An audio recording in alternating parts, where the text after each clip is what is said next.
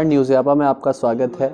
आज हमारे साथ जुड़े हैं राजस्थान भाजपा के मुख्य प्रवक्ता रामलाल शर्मा जी, जो कांग्रेस के जिनसे हम जानेंगे कांग्रेस 2 साल पूरे करने जा रही है प्रदेश सरकार के रूप में। तो उनसे जानते हैं कि 2 साल सरकार के कैसे रहे। सर, सरकार 2 साल पूरे करने जा रही है, बीजेपी कह रही है काला दिवस के रूप में भाजयुमो कल मना रहा है, और आपका क्या कहना है सरकार के इस 2 साल के कार्यकाल?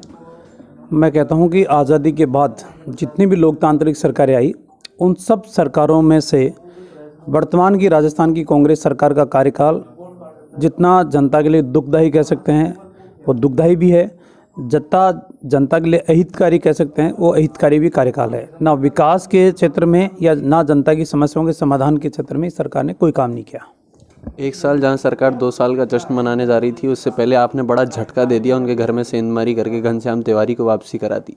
अब क्या लग रहा है आगे भी कई नेताओं को वापसी कराने की तैयारी में? भारतीय जनता पार्टी का एक बड़ा परिवार है और बड़ा परिवार होने के नाते इस परिवार के लिए सभी के दरवाजे खुले हुए हैं। जो पार्टी की रीति नीतियों से, जो पार्टी के विचारों से या पार्टी के कार्यों से जो अपने आप को सहमत रखता है, तो उनके लिए हमेशा दरवाजे सभी के लिए खुले रहते हैं। लेकिन जिस तरीके से कांग्रेस अपने परिवार के अंदर घिरी हुई है, अपने पारिवारिक अंतर्कलह से ग्रसित है, या अपने वर्चस्व की लड़ाई जो चल रही है, मैं मानता हूं कि वेंटिलेटर के ऊपर सरकार है, ज़्यादा भविष्य दिख नहीं रहा।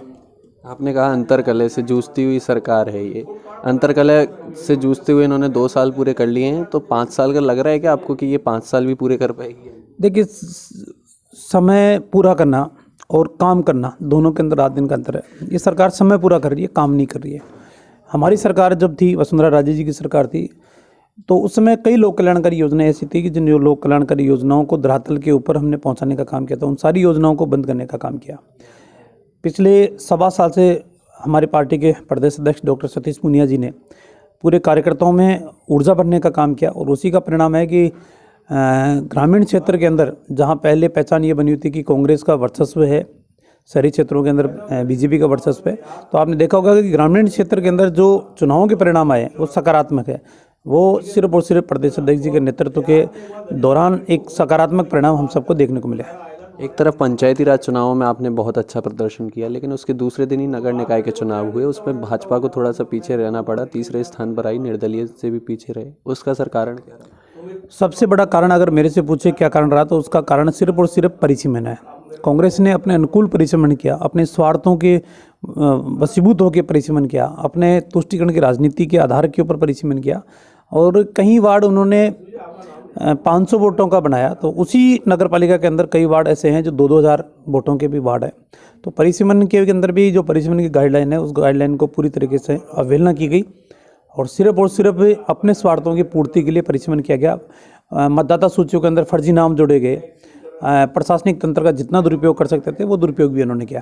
बिल्कुल। अंतिम सवाल सर, राजनीति से हटकर बिल्कुल यही कि आप कोरोना से जंग जीत कर आए हैं। अब कोरोना से जंग जीतने के बाद आप लोगों को क्या संदेश देना चाहते हैं, क्योंकि कोरोना एक वैश्विक महामारी और एक भयंकर महामारी है? मैं पहले कोरोना के प्रति जो मेरी सोच थी वो सोच ये थी कि ये ज़्यादा खास बीमारी नहीं है, लेकिन संक्रमित होने के बाद में पता चला कि वास्तव में ये बीमारी बहुत ज़्यादा गंभीर है, व्यक्ति को कमज़ोरी करती है, जो उसके फेफड़े हैं उनको संक्रमित करती है, डैमेज करती है, और भविष्य के अंदर रिकवरी कुछ समय में हो पाना बहुत मुश्किल है, लंबा समय लगता है, लंबा वक्त लगता है। इसलिए मैं तो ये कहूँगा कि कोरोना बीमारी से जितना बच के चले, और मैं तो ईश्वर से प्रार्थना करता हूँ कि मेरे दुश्मनों को भी ये बीमारी ना दे। बहुत बहुत शुक्रिया। ये थे हमारे साथ भाजपा के मुख्य प्रवक्ता और विधायक चोमू रामलाल शर्मा जी, जिनसे हमने बात की, और उन्होंने कहा कि सरकार समय पूरा कर रही है, काम नहीं कर रही है। तमाम ऐसे वीडियोज़ के लिए आप बने रहिए हमारे साथ। तब तक के लिए नमस्कार।